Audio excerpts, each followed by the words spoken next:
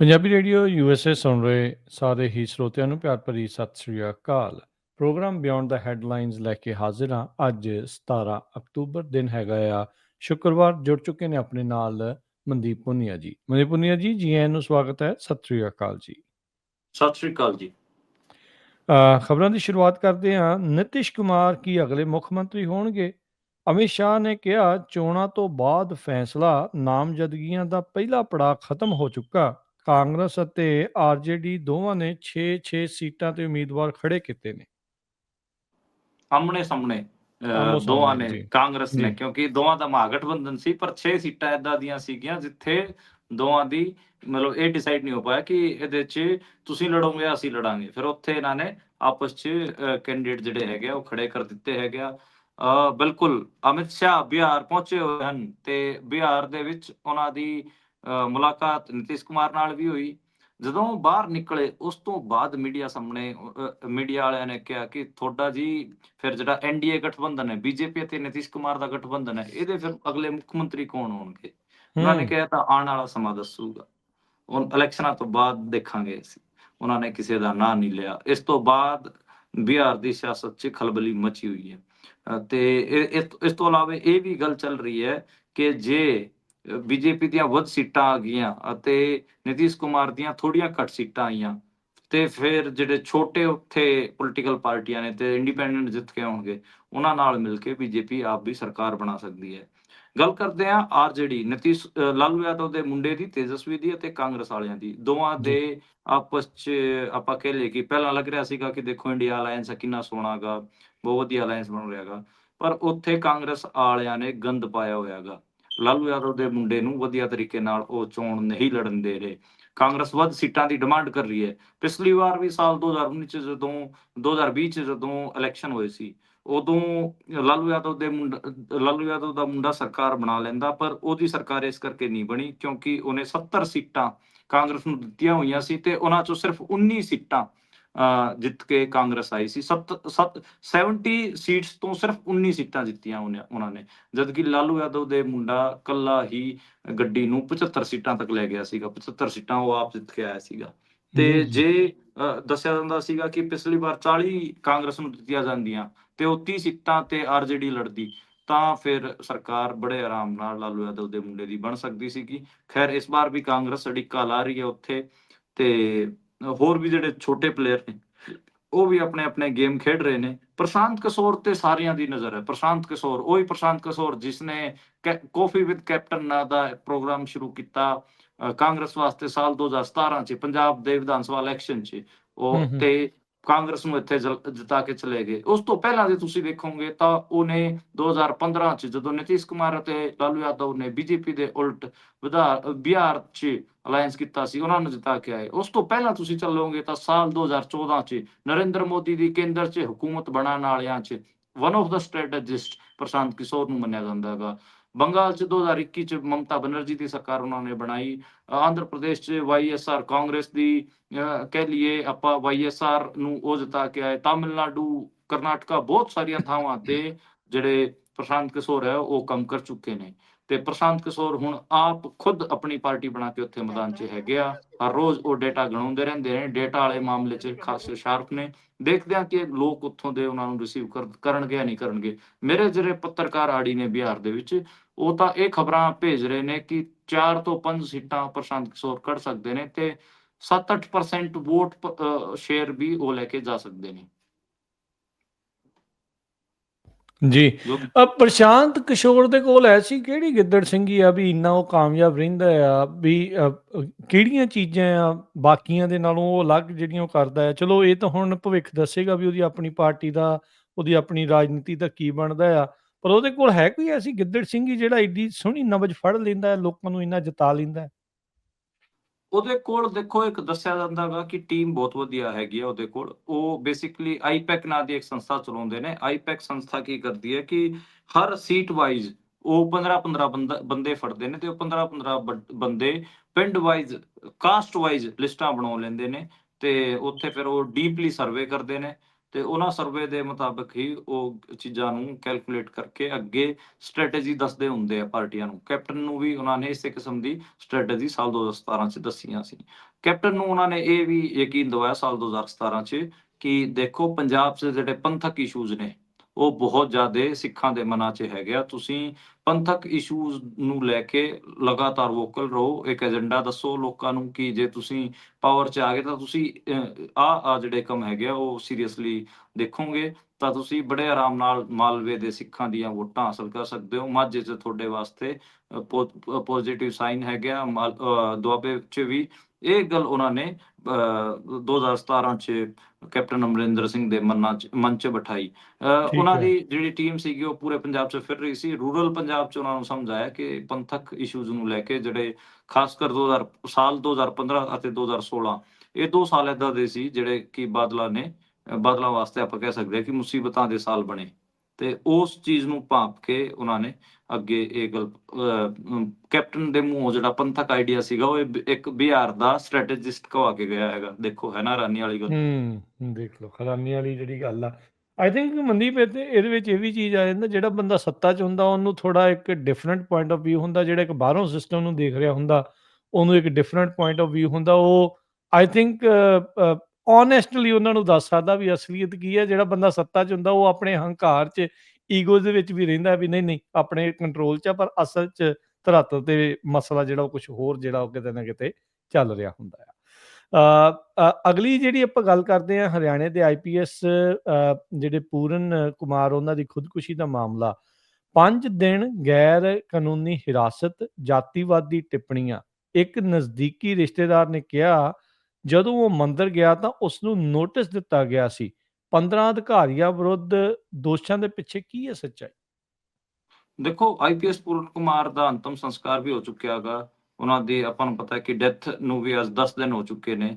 ਪਰ ਜਿਹੜਾ ਕੇਸ ਹੈ ਉਹ ਉਲਝਦਾ ਹੀ ਜਾ ਰਿਹਾ ਹੈਗਾ। ਕੱਲ ਅਸੀਂ ਵੀ ਇੱਕ ਸਟੋਰੀ ਬ੍ਰੇਕ ਕੀਤੀ ਸੀ, ਉਹਦੀ ਮਾੜੀ ਜਿਹੀ ਝਲਕ ਤੁਹਾਡੇ ਅੱਗੇ ਵੀ ਦੱਸੀ ਸੀ ਕਿ ਫਾਈਨੈਂਸ ਦਾ ਗੇਮ ਸੀਗਾ। ਪੂਰਨ ਜੀ। ਕੁਮਾਰ ਨੂੰ ਕਿਉਂ ਉਹ ਰੋਹਤਕ ਰੇਂਜ ਦੇ ਆਈਜੀ ਸੀਗੇ ਤੇ ਉਹਨਾਂ ਦੇ ਐਸਪੀ ਨੇ 5 ਦਿਨ ਕਿਡਨੈਪ ਰੱਖਿਆ ਤਕਰੀਬ ਇਲੀਗਲ ਡਿਟੈਂਸ਼ਨ 'ਚ। ਤੁਸੀਂ ਹਿਸਾਬ ਲਾਓ, ਆਪਣੇ ਤੋਂ ਵੱਡੇ ਅਫਸਰ ਨੂੰ ਇਲੀਗਲੀ ਡਿਟੇਨ ਰੱਖਿਆ ਡਿਟੇਨ ਤੇ ਕਰ ਬਾਅਦ 'ਚ ਸਾਰੇ ਸੀਸੀਟੀਵੀ ਸਬੂਤ ਮਿਟਾ ਦਿੱਤੇ ਗਏ। ਇਹ ਸਟੋਰੀ ਅੱਜ ਬ੍ਰੇਕ ਕੀਤੀ ਹੈ ਦੈਨਿਕ ਭਾਸਕਰ ਨੇ ਤੇ ਹੋਰ ਵੀ ਹੋਰ ਵੀ ਜਿਹੜੇ ਪੱਤਰਕਾਰਾਂ ਨੇ ਇਸ ਖਬਰ ਨੂੰ ਬ੍ਰੇਕ ਕੀਤਾ ਹੈਗਾ। ਵਾਈ ਪੂਰਨ ਕੁਮਾਰ ਦੇ ਸੁਸਾਈਡ ਨੋਟ 'ਚ ਐਸਪੀ ਬਿਜਰਾਨੀਆ ਬਾਰੇ ਬਹੁਤ ਸਾਰੇ ਆਰੋਪ ਹਨ ਤੇ ਇੱਕ ਸੀਨੀਅਰ ਪ੍ਰਸ਼ਾਸਨਿਕ ਅਧਿਕਾਰੀ ਨੇ ਦਾਅਵਾ ਕੀਤਾ ਹੈਗਾ ਕਿ ਇਹ ਕੰਮ ਐਸਪੀ ਬਿਜਰਾਨੀਆ ਨੇ ਕੀਤਾ ਹੈਗਾ। ਤੇ ਇਹ ਬੜੀ ਮਤਲਬ ਅਜੀਬ ਘਟਨਾਕ੍ਰਮ ਹੈ। ਕੱਲ ਅਸੀਂ ਜਦੋਂ ਸਟੋਰੀ ਬ੍ਰੇਕ ਕਰ ਰਹੇ ਸੀ ਉਸ ਤੋਂ ਬਾਅਦ ਸਾਨੂੰ ਵੀ ਫੋਨ ਆਏ ਕਿ ਕਿਵੇਂ ਐਨਸੀਆਰ ਦੇ ਵਿੱਚ ਅਥਾਹ ਪੈਸਾ ਹੈਗਾ, ਬਹੁਤ ਜ਼ਿਆਦਾ।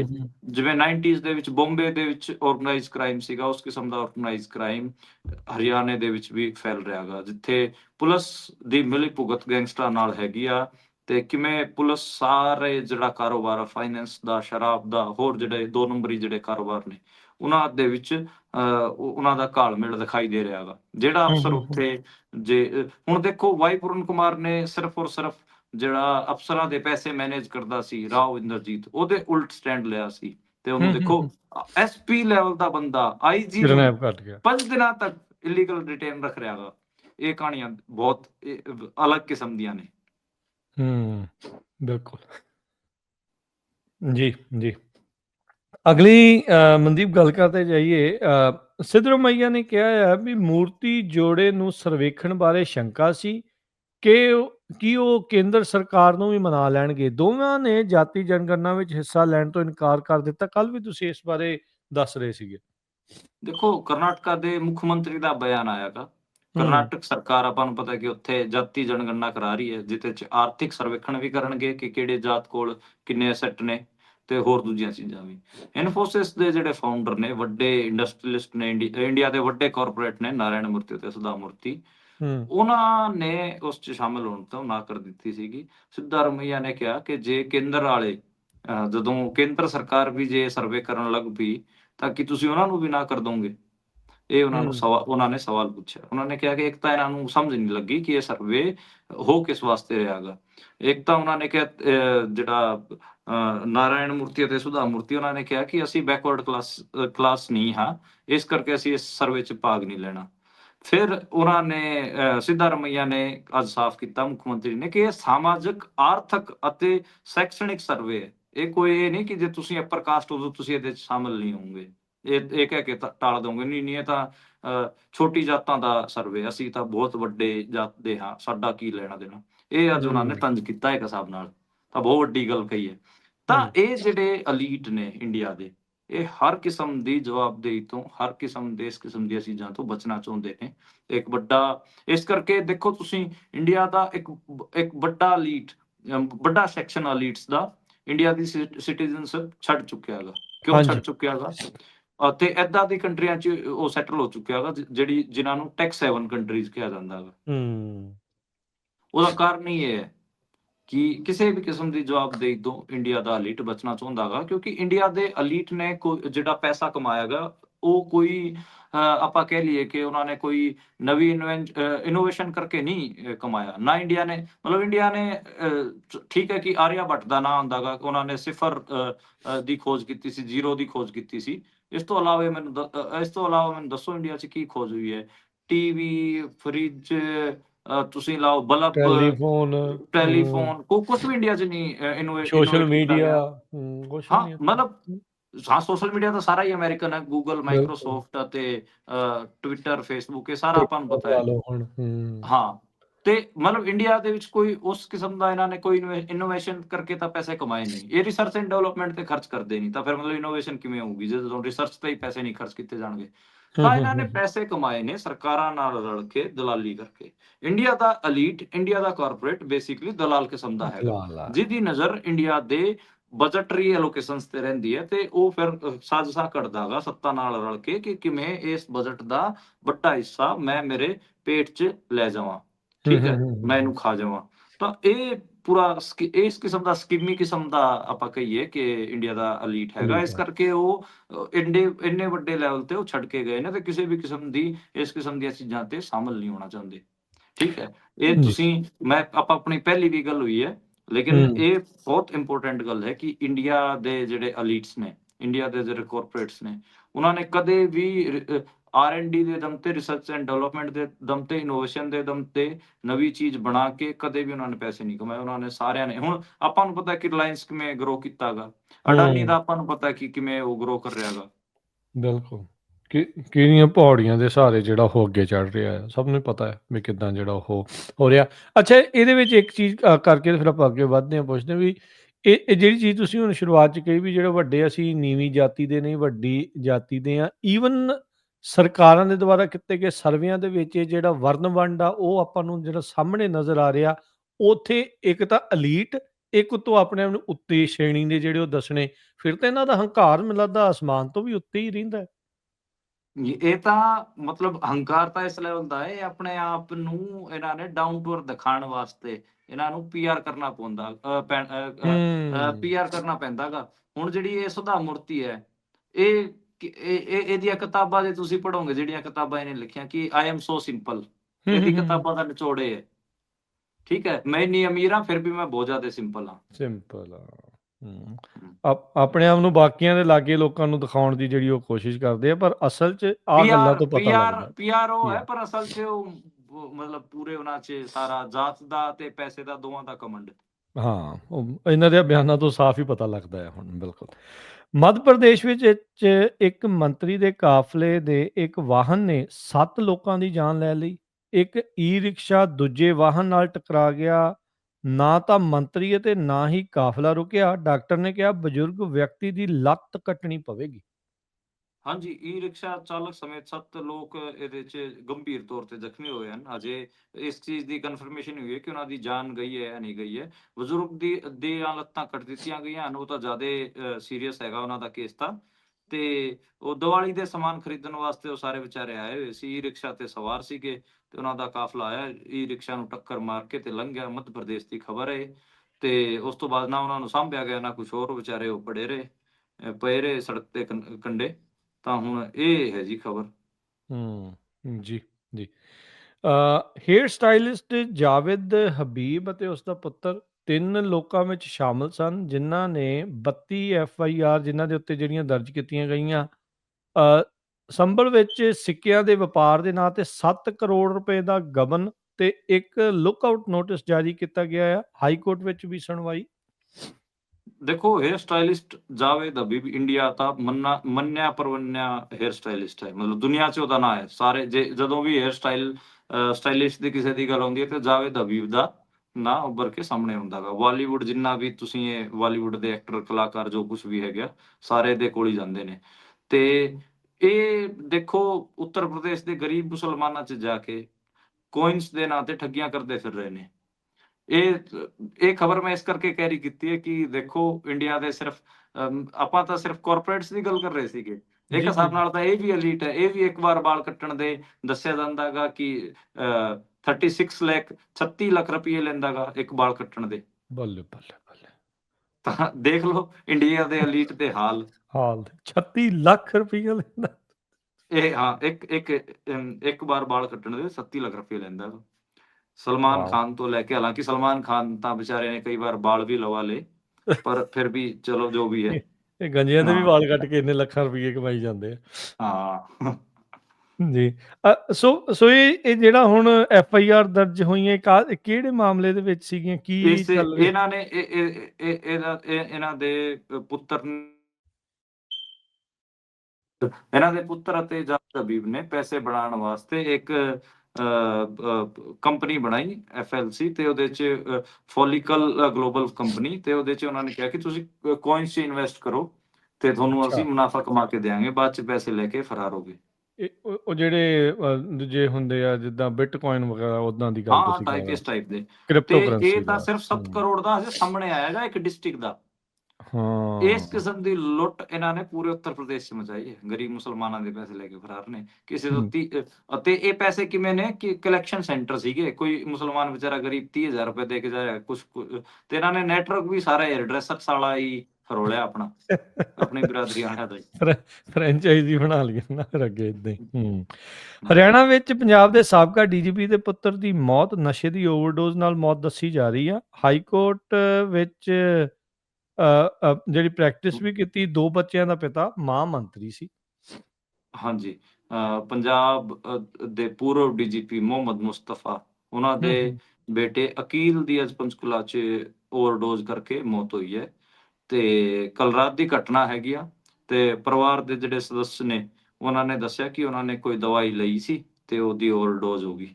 ਤਾਂ ਚੱਲ ਠੀਕ ਹੈ, ਉਹ ਤਾਂ ਦਵਾਈ ਕਹਿਣਗੇ, ਬਾਕੀ ਆਪਾਂ ਨੂੰ ਪਤਾ ਹੈ ਕਿ ਕਿਸ ਦੀ ਓਵਰਡੋਜ਼ ਨਾਲ ਉਹਨਾਂ ਦੀ ਡੈਥ ਹੋਈ ਹੈ। ਹੂੰ, ਪੰਚਕੂਲਾ ਹੂੰ। ਰਹਿੰਦੇ ਸੀਗੇ ਤੇ ਆਪਾਂ ਨੂੰ ਪਤਾ ਉਹਨਾਂ ਦੇ ਜਿਹੜੇ ਮਾਤਾ ਨੇ ਰਜ਼ੀਆ ਸੁਲਤਾਨਾ, ਉਹ ਹੂੰ, ਮੰਤਰੀ ਵੀ ਰਹੇ ਸੀਗੇ। ਉਹਨਾਂ ਦੇ ਫਾਦਰ ਸਾਹਿਬ 2021 'ਚ ਪੰਜਾਬ ਦੇ ਡੀਜੀਪੀ ਦੇ ਪਦ ਤੋਂ ਰਿਟਾਇਰ ਹੋਏ ਸੀ। ਕਾਂਗਰਸ 'ਚ ਹੁਣ ਮੰਨੇ ਜਾਂਦੇ ਆ ਕਿ ਕਾਂਗਰਸ 'ਚ ਉਹ ਆਪਣੀ ਸਿਆਸਤ ਲੱਭ ਰਹੇ ਨੇ। ਨਵਜੋਤ ਸਿੰਘ ਸਿੱਧੂ ਦੇ ਖਾਸੇ ਕਰੀਬੀ ਮੰਨੇ ਜਾਂਦੇ ਨੇ। ਤੇ ਜਿਹੜੇ ਅਕੀਲ ਸੀਗੇ, ਉਹਨਾਂ ਦੇ 2 ਬੱਚੇ ਵੀ ਸੀਗੇ, ਇੱਕ ਬੇਟਾ, ਇੱਕ ਬੇਟੀ, ਤੇ ਹਾਈ ਕੋਰਟ 'ਚ ਪ੍ਰੈਕਟਿਸ ਕਰਦੇ ਸੀਗੇ। ਪਰ ਖੈਰ ਹੁਣ ਤਾਂ ਮਤਲਬ ਜਦੋਂ ਸੰਨੀ ਦੀ ਸਰਕਾਰ ਸੀ, ਉਦੋਂ ਉਹਨਾਂ ਦੇ ਜਿਹੜੇ ਮਾਤਾ ਸੀ ਮੁਹੰਮਦ ਮੁਸਤਫਾ, ਉਹ ਕੈਬਨਿਟ ਮੰਤਰੀ ਵੀ ਸੀਗੇ। ਮਲੇਰਕੋਟਲਾ ਤੋਂ ਉਹਨਾਂ ਨੇ ਚੋਣ ਲੜਿਆ ਸੀ, ਪਰ 2022 'ਚ ਆਮ ਆਦਮੀ ਪਾਰਟੀ ਦੇ ਮੁਹੰਮਦ ਜਮੀਲ ਉਰ ਰਹਿਮਾਨ ਨੇ ਕਾਂਗਰਸ ਦੀ ਰਜ਼ੀਆ ਸੁਲਤਾਨਾ ਨੂੰ ਬਹੁਤ ਸਾਰੀਆਂ ਵੋਟਾਂ, ਤਕਰੀਬਨ 22,000 ਵੋਟਾਂ ਤੋਂ ਚੋਣ ਹਰਾ ਦਿੱਤਾ ਸੀਗਾ। ਤੇ ਉਹ ਰਿਟਾਇਰ ਦੱਸਿਆ ਜਾ ਰਿਹਾ ਸੀਗਾ ਕਿ ਹੁਣ ਜਿਹੜਾ ਅਗਲਾ ਚੋਣ ਲੜਨਾ ਸੀਗਾ, ਹੂੰ, ਹੂੰ, ਡੀਜੀਪੀ ਸਾਹਿਬ ਮੁਹੰਮਦ ਮੁਸਤਫਾ ਨੇ ਹੀ ਮਲੇਰਕੋਟਲਾ ਤੋਂ ਚੋਣ ਲੜਨਾ ਸੀ ਕਾਂਗਰਸ ਦੀ ਟਿਕਟ ਤੋਂ। ਪਰ ਹੂੰ, ਹੁਣ ਦੇਖੋ ਕਿਵੇਂ ਉਹਨਾਂ ਦੀਆਂ ਚੀਜ਼ਾਂ ਹੋਣਗੀਆਂ। ਉਹਨਾਂ ਦਾ ਬੇਟਾ ਤਾਂ ਅੱਜ ਪੂਰਾ ਹੋ ਗਿਆ ਓਵਰਡੋਜ਼ ਕਰਕੇ। ਜੀ, ਜੀ। ਇੱਕ ਚੀਜ਼ ਤਾਂ ਜਿਹੜੀ ਰਿਐਲਿਟੀ ਆ, ਜਿਹੜੀ ਅਕਸਰ ਹਰ ਇੱਕ ਬੰਦਾ, ਇਨਸਾਨ ਜਿਹੜਾ ਉਹ ਆਖਦਾ ਵੀ ਨਸ਼ੇ ਨੇ ਛੱਡਣਾ ਕਿਸੇ ਨੂੰ ਨਹੀਂ, ਚਾਹੇ ਉਹ ਗਰੀਬ ਦਾ ਹੈ ਤੇ ਚਾਹੇ ਉਹ ਅਮੀਰ ਦਾ ਆ। ਤੇ ਚਾਹੇ ਇਹ ਉਹ ਚਾਹੇ ਉਹ ਪੁਲਿਸ ਦਾ ਹੈ, ਚਾਹੇ ਉਹ ਆਗੂਆਂ ਦਾ ਹੈਗਾ, ਕੋਈ ਵੀ ਹੋਵੇ। ਕੋਈ ਬਚਦਾ ਨਹੀਂ ਇਸ ਤੋਂ। ਇਹ ਹੂੰ। ਐਸੀ ਜਿਹੜੀ ਚੀਜ਼ ਹੈ, ਹਾਂ, ਮੈਂ ਬਸ ਆਪਾਂ ਇਨਡਾਇਰੈਕਟਲੀ ਇਹੀ ਕਹਿਣਾ ਚਾਹੁੰਦੇ ਸੀਗੇ ਕਿ ਜਿਹੜੇ ਇਹ ਆਗੂ ਜਾਂ ਫਿਰ ਪੁਲਿਸ ਵਾਲੇ ਜਾਂ ਫਿਰ ਇਹ ਗੈਂਗਸਟਰ ਨੈਕਸਸ ਜਾਂ ਫਿਰ ਚਿੱਟੇ ਦੇ ਵਪਾਰੀ ਫਿਰਦੇ ਨੇ ਨਾ, ਹੂੰ, ਹੂੰ। ਆਂਚ ਇਹਨਾਂ ਦੇ ਘਰਾਂ ਤੱਕ ਵੀ ਪਹੁੰਚਣੀ ਹੈਗੀ ਆ। ਬਿਲਕੁਲ, ਬਿਲਕੁਲ। ਜੀ। ਜੀ। ਹਾਏ ਤਾਂ ਲੱਗਦੀ ਹੈ ਨਾ ਉਹਨਾਂ ਲੋਕਾਂ ਦੀ ਜਿਨ੍ਹਾਂ ਦੇ ਇਹਨਾਂ ਨੇ ਬਰਬਾਦ ਕੀਤੇ ਆ। ਮਨਦੀਪ ਜੀ, ਅਗਲੀ ਆਪਾਂ ਗੱਲ ਦੇ ਵੱਲ ਵੱਧਦੇ ਹਾਂ। ਪੰਜਾਬ ਦੇ ਡੀਆਈਜੀ ਦੇ ਚੰਡੀਗੜ੍ਹ ਘਰ ਸਥਿਤ 7.5 ਕਰੋੜ ਰੁਪਏ ਮਿਲੇ, 2.5 ਕਿਲੋ ਸੋਨਾ, 4 ਹਥਿਆਰ, ਫਾਰਮ ਹਾਊਸ ਤੋਂ ਸ਼ਰਾਬ ਮਿਲੀ। ਸੀਬੀਆਈ ਅਦਾਲਤ ਨੇ ਉਸ ਨੂੰ ਜੇਲ੍ਹ ਭੇਜਿਆ। ਇਹ ਇੰਟਰਸਟਿੰਗ ਮਾਮਲਾ ਹੈਗਾ। ਕੱਲ ਜਿਵੇਂ ਆਪਾਂ ਜਦੋਂ ਗੱਲ ਕਰ ਰਹੇ ਸੀ ਖਬਰ ਦੀ, ਉਦੋਂ ਤਾਂ 5 ਕਰੋੜ ਤੱਕ ਹੀ ਗਿਣਤੀ ਹੋ ਪਾਈ ਸੀ, ਕਿਉਂਕਿ ਮਸ਼ੀਨਾਂ ਲਾਈਆਂ ਹੋਈਆਂ ਸੀ ਇਹਨਾਂ ਨੇ, ਸੀਬੀਆਈ ਵਾਲਿਆਂ ਨੇ। ਅੱਜ ਫਿਰ ਫਾਈਨਲ ਉਹਨਾਂ ਨੇ ਰਿਪੋਰਟ ਦਾਖਲ ਕੀਤੀ ਕਿ 7.5 ਕਰੋੜ ਕੈਸ਼ ਸੀਗਾ ਤੇ 2.5 ਕਿਲੋ ਜਿਹੜੀ ਜਵੈਲਰੀ ਸੀਗੀ, ਲਗਜ਼ਰੀਆਂ ਗੱਡੀਆਂ ਸੀ, ਹਥਿਆਰ, ਬੈਂਕ ਅਕਾਊਂਟਸ ਦੀ ਡਿਟੇਲ ਵਗੈਰਾ, ਉਹ ਸਾਰਾ ਸੀਬੀਆਈ ਵਾਲੇ ਚੁੱਕ ਲੈ ਗਏ। 50 ਕੱਲ ਆਪਾਂ ਜਦੋਂ ਗੱਲ ਕਰ ਰਹੇ ਸੀ ਉਦੋਂ 15 ਪ੍ਰੋਪਰਟੀਜ਼ ਦੀ ਗੱਲ ਸੀ, ਅੱਜ 50 ਤੋਂ ਵੱਧ ਪ੍ਰੋਪਰਟੀਜ਼ ਦੇ ਡਾਕੂਮੈਂਟ ਉਹਨਾਂ ਦੇ ਹੱਥ ਵਾਹ। ਲੱਗੇ ਨੇ। ਹੂੰ। ਹਾਂ, ਤਾਂ ਡੀਆਈਜੀ ਇਹ ਭੁੱਲਰ ਸਾਹਿਬ ਜਿਹੜੇ ਨੇ। ਹਾਂ, ਤੇ ਇਹ ਰੋਪੜ ਰੇਂਜ ਦੇ ਇਹਦੇ 'ਚ ਇਹ ਮੰਨਿਆ ਜਾ ਰਿਹਾ ਹੈਗਾ ਕਿ ਉਹਨਾਂ ਦੇ ਜੋ ਵਿਚੋਲੀਏ ਸੀ ਕ੍ਰਿਸ਼ਨੂੰ, ਉਹਨਾਂ ਨੂੰ ਵੀ ਧਰਿਆ ਗਿਆ ਹੈਗਾ ਤੇ ਕ੍ਰਿਸ਼ਨੂੰ ਤੋਂ ਪੁੱਛਗਿੱਛ ਚੱਲ ਰਹੀ ਹੈ। ਕ੍ਰਿਸ਼ਨੂੰ ਹੋਰ ਵੀ ਮਤਲਬ ਬੰਦਿਆਂ ਦੇ ਨਾਂ ਦੱਸਣਗੇ, ਉਹਨਾਂ ਦੇ ਉਹ ਵੀ ਦੱਸਣਗੇ ਪ੍ਰੋਪਰਟੀਜ਼ ਵਗੈਰਾ। 14 ਦਿਨਾਂ ਦੀ ਨਿਆਇਕ ਹਿਰਾਸਤ ਵਿੱਚ ਭੇਜ ਦਿੱਤਾ ਗਿਆ ਹੈਗਾ।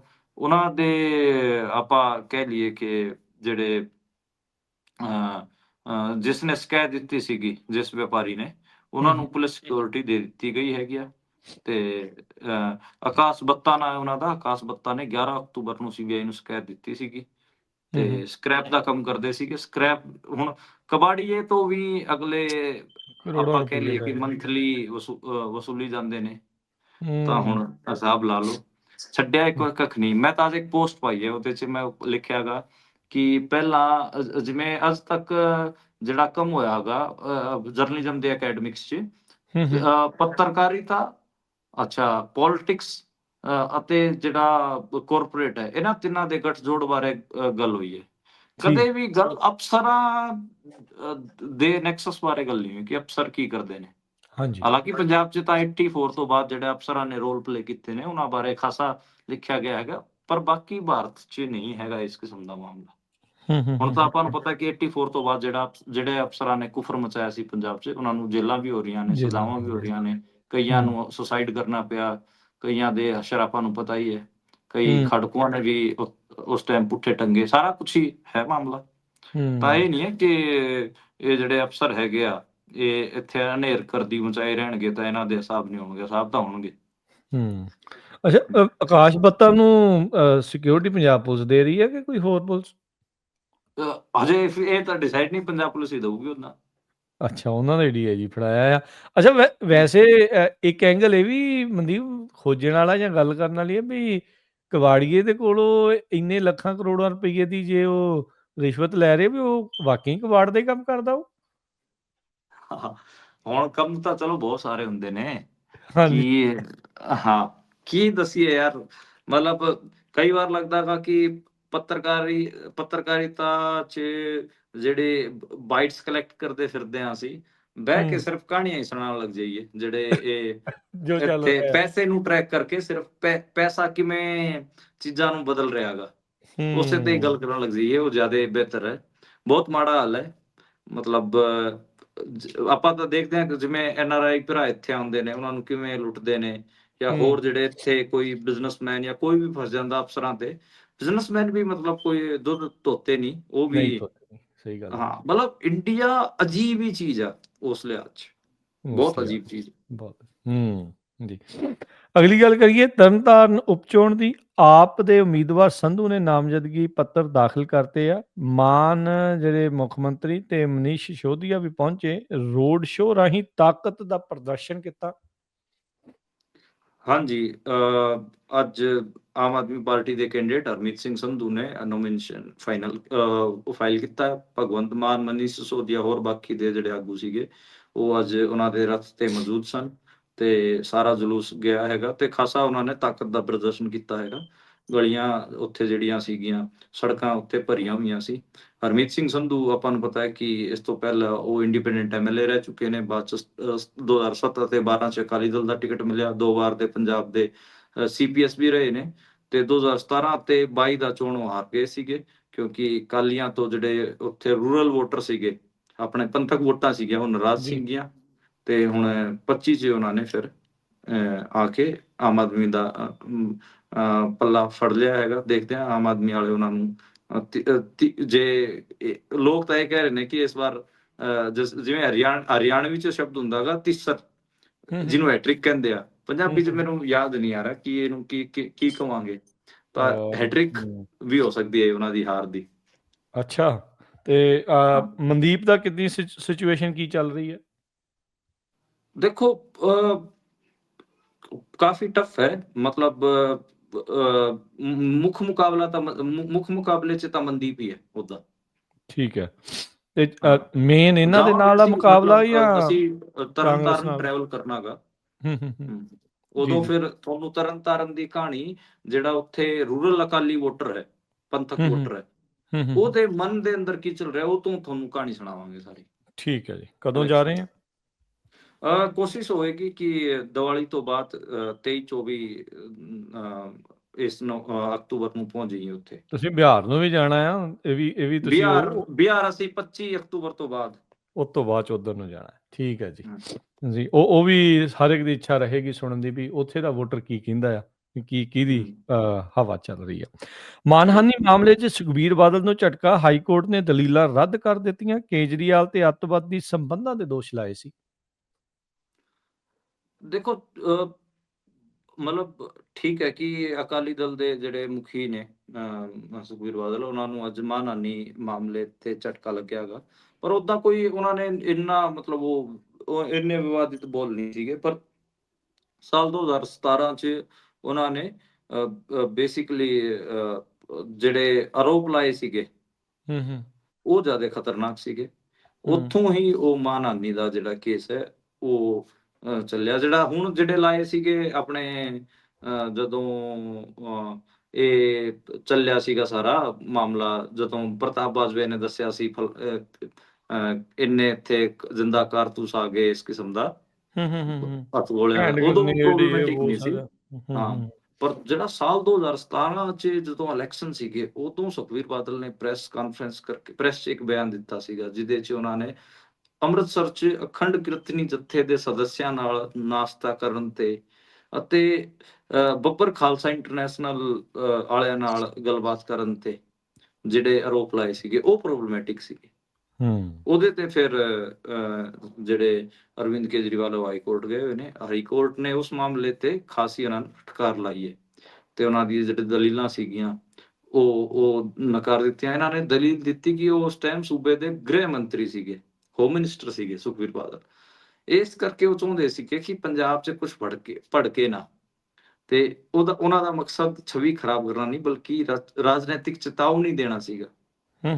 ਹੁਣ ਮਤਲਬ ਤੁਸੀਂ ਪੰਥਕ ਜਿਹੜੇ ਧੜੇ ਨੇ ਉਹਨਾਂ ਨੂੰ ਵੀ ਬਦਨਾਮ ਕਰ ਰਹੇ ਹੋ, ਤਾਂ ਇੱਕ ਬੰਦਾ ਜਿਹੜਾ ਉਹਨਾਂ ਨਾਲ ਕੀ ਪੋਲੀਟੀਕਲ ਗੱਲਬਾਤ ਕਰਨਾ ਹੈ। ਕਿਉਂਕਿ ਦੇਖੋ ਮੈਂ ਇਹ ਗੱਲ ਤਾਂ ਮੰਨਦਾ ਨਾ ਕਿ ਪੋਲੀਟੀਕਲ ਜਿਹੜੇ ਲੋਕ ਪੋਲਿਟਿਕਸ ਕਰਦੇ ਨੇ, ਚਾਹੇ ਕੋਈ ਪੰਥਕ ਪੋਲਿਟਿਕਸ ਕਰੇ ਜਾਂ ਕੋਈ ਫਰੀਬੀਜ਼ ਦੀ ਪੋਲਿਟਿਕਸ ਕਰੇ ਜਾਂ ਕੋਈ ਲਿਬਰਲ ਪੋਲਿਟਿਕਸ ਕਰੇ, ਜੇ ਉਹਨਾਂ ਦੀ ਕੋਈ ਆਪਸ 'ਚ ਕੋਈ ਗੱਲ ਹੋ ਰਹੀ ਹੈ ਕਿਸੇ ਚੀਜ਼ ਨੂੰ ਕੋਈ ਪੋਲੀਟੀਕਲ ਉਸ ਵਾਸਤੇ, ਤਾਂ ਉਹ ਤਾਂ ਮਤਲਬ ਜਾਇਜ਼ ਹੈ। ਉਹਨਾਂ ਦੇ ਮਿਲਣ ਨੂੰ ਕਿਵੇਂ ਤੁਸੀਂ ਇਹ ਕਹਿ ਸਕਦੇ ਹੋ ਕਿ ਇਹ ਤਾਂ ਟੈਰਰਿਜ਼ਮ ਫੈਲਾਉਣ ਵਾਸਤੇ ਮਿਲ ਰਹੇ ਨੇ? ਉਹੀ ਘਸਿਆ ਪਿਟੇ ਬਿਆਨ ਹੁੰਦੇ ਪੱਕੀ ਇੱਥੋਂ ਦੀ ਸਿਆਸਤ ਦੇ। ਹਾਂ, ਤਾਂ ਇਸ ਕਰਕੇ ਫਿਰ ਸੁਖਬੀਰ ਬਾਦਲ ਹੁਣ ਨਾਪੇ ਗਏ ਨੇ। ਜੀ ਜੀ, ਜਾਂਦੇ ਮਨਦੀਪ ਗੱਲ ਕਰ ਲਈਏ ਸਿੱਧੂ ਮੂਸੇ ਵਾਲੇ ਕਤਲ ਕੇਸ ਦੇ ਵਿੱਚ ਉਹਨਾਂ ਦੇ ਪਿਤਾ ਬਲਕੌਰ ਸਿੰਘ ਦੀ ਗਵਾਹੀ ਹੋਈ ਆ। ਮਾਨਸਾ ਅਦਾਲਤ ਵਿੱਚ ਅਪਰਾਧ ਵਿੱਚ ਵਰਤੇ ਗਏ ਵਾਹਨ ਪੇਸ਼ ਕੀਤੇ ਗਏ, 39 ਲੋਕਾਂ ਨੂੰ ਨਾਮਜ਼ਦ ਕੀਤਾ ਗਿਆ ਹੈ। ਹਾਂਜੀ, ਇਸ ਵਾਰਦਾਤ 'ਚ 2 ਗੱਡੀਆਂ ਸ਼ਾਮਲ ਸਨ, ਬਲੈਰੋ ਅਤੇ ਕਰੋਲਾ। ਦੋਵੇਂ ਗੱਡੀਆਂ ਨੂੰ ਅੱਜ ਅਦਾਲਤ 'ਚ ਪੇਸ਼ ਕੀਤਾ ਗਿਆ ਹੈਗਾ। ਉਹਨਾਂ ਦੇ ਜਿਹੜੇ ਇਸ ਮਾਮਲੇ ਦੇ ਅਹਿਮ ਗਵਾਹ ਨੇ ਬਲਕੌਰ ਸਿੰਘ, ਉਹਨਾਂ ਦੀ ਗਵਾਹੀ ਅੱਜ ਹੋਈ ਹੈ, ਤਾਂ ਅਹਿਮ ਸੁਣਵਾਈ ਹੋਈ ਹੈ। ਪਿਛਲੀ ਜਿਹੜੀ ਸੁਣਵਾਈ ਸੀ ਉਹਦੇ 'ਚ ਜਿਹੜੀਆਂ ਗੱਡੀਆਂ ਇਸਤੇਮਾਲ ਕੀਤੀਆਂ ਗਈਆਂ ਸੀ ਉਹਨਾਂ ਨੂੰ ਅਦਾਲਤ ਨੇ ਕਿਹਾ ਸੀ ਉਹਨਾਂ ਨੂੰ ਵੀ ਥਾਣੇ ਲੈ ਕੇ ਆਓ, ਤੇ ਅੱਜ ਦੋਵੇਂ ਉਹ ਬਲੈਰੋ ਵੀ ਜਿਹੜੀ ਦਿੱਲੀ ਨੰਬਰ ਦੀ ਬਲੈਰੋ ਸੀ ਤੇ ਉਹ ਕਰੋਲਾ ਗੱਡੀ ਸੀ, ਉਹ ਦੋਵਾਂ ਨੂੰ ਅੱਜ ਪੇਸ਼ ਕੀਤਾ ਗਿਆ ਹੈਗਾ। ਇਸ ਮਾਮਲੇ 'ਚ ਆਪਾਂ ਨੂੰ ਪਤਾ ਬਲੈਰੋ ਗੱਡੀ 'ਚ ਪ੍ਰਿਆਵਰਤ ਫੌਜੀ ਸੀਗਾ ਹਰਿਆਣੇ ਵਾਲਾ, ਕੁਲਦੀਪ ਕਸ਼ਿਸ਼, ਅੰਕਿਤ ਸਰਸਾ, ਦੀਪਕ ਮੁੰਡੀ ਇਹ ਸਵਾਰ ਸੀ। ਕਰੋਲਾ ਗੱਡੀ 'ਚ ਜਗਰੂਪ ਰੂਪਾ ਅਤੇ ਮਨਪ੍ਰੀਤ ਕੋਸਾ ਇਹ 2 ਸਵਾਰ ਸੀਗੇ। ਤੇ ਟੋਟਲ ਉਦਾਂ 39 ਬੰਦੇ ਇਸ FIR 'ਚ ਨਾਮਜ਼ਦ ਨੇ। ਦੇਖਦੇ ਹਾਂ ਕਿ ਮਤਲਬ ਅੱਗੇ ਕੀ ਚੀਜ਼ਾਂ ਚੱਲਦੀਆਂ ਨੇ, ਪਰ ਇਸ ਮਾਮਲੇ 'ਚ ਹਜੇ ਤੱਕ 3 ਬੰਦਿਆਂ ਨੂੰ ਬਰੀ ਕਰ ਦਿੱਤਾ ਗਿਆ ਹੈਗਾ। ਬਾਕੀਆਂ ਦੀ ਗ੍ਰਿਫਤਾਰੀ 5 ਬੰਦੇ ਹਜੇ ਵੀ ਮਤਲਬ ਇਸ ਮਾਮਲੇ 'ਚ ਫਰਾਰ ਹੀ ਨੇ। ਤੇ ਜਗਰੂਪ ਰੂਪਾ ਤੇ ਮਨਪ੍ਰੀਤ ਕੋਸਾ ਦਾ ਐਨਕਾਊਂਟਰ ਕਰਤਾ ਸੀ ਪੁਲਿਸ ਨੇ। ਬਾਕੀ ਬਚੇ ਹੋਏ ਨੇ, ਬਾਕੀ ਜੇਲ੍ਹ 'ਚ ਨੇ। ਜੀ 3.25 ਸਾਲ ਹੋ ਗਏ ਨੇ ਉਸ ਦੀ ਅਸੈਸੀਨੇਸ਼ਨ ਨੂੰ। ਸੋ ਅਜੇ ਤੱਕ ਦੇਖੋ ਅੱਗੇ ਹੋਰ ਕਿੰਨਾ ਵਕਤ ਲੱਗੇਗਾ। ਬਹੁਤ ਸ਼ੁਕਰੀਆ, ਬੜੀ ਮਿਹਰਬਾਨੀ ਮਨਦੀਪ। ਮਿਲਦੇ ਹਾਂ ਅਗਲੀ ਵਾਰੀ। ਧੰਨਵਾਦ। ਸਤਿ ਸ਼੍ਰੀ ਅਕਾਲ। ਸਤਿ ਸ਼੍ਰੀ ਅਕਾਲ ਜੀ।